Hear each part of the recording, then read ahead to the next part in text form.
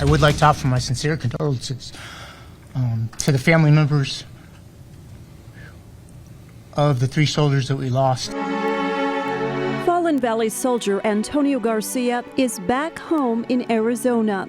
His casket, draped in an American flag, landed at Sky Harbor. Our son is so loving, so driven. The young soldier was killed during a training exercise in Georgia. He was just happy and kind and, a warm young man. Tonight, his family, fellow soldiers, and first responders gathered at the airport for an emotional ceremony before he is laid to rest. Antonio is in our heart, and we're carrying him for the rest of this journey. And passengers on board the plane tonight waited to leave out of respect for this young soldier and his family. Well, ceremonies like this one just heartbreaking, and many people on board, they got emotional when they were witnessing it. Our Monica Garcia is at the airport. She's speaking with the people who were there. Monica?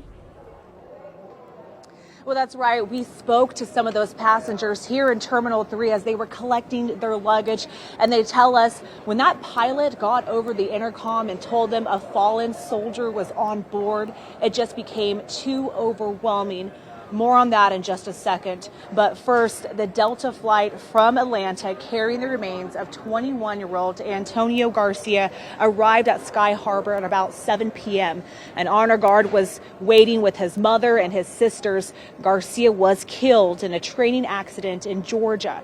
Now, passengers we spoke to, they tell us just before landing, the pilot came over that speaker and then asked everybody to let someone off the plane first. When they realized it was a fallen hero, many passengers say it took them by surprise, and of course it was overwhelming. Yeah, there was quite a few people that were just kind of taken with the whole thing. With the trucks lined up and everything, all the first responders coming in. So it was well done and well deserved. It's just sad to lose such a young person, hadn't even finished his training yet, and to be so young. And then, like I said, I have a set of twin boys, so it really touched me. And I did start crying. I send prayers to his family and give him peace. And going through this right now, I'm sure it's very hard. Once Antonio's remains were placed on the hearse, his family drove away from the tarmac. They got back out of the vehicle to gather around the flag-draped casket. Of course, an emotional moment as his mother and his sister placed their hands on top of it.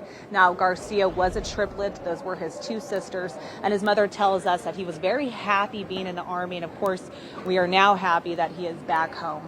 From Sky Harbor, I'm Monica Garcia. Back to you guys.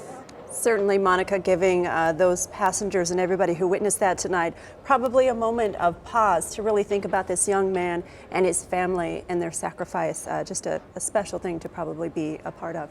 Yeah, Monica, thank you.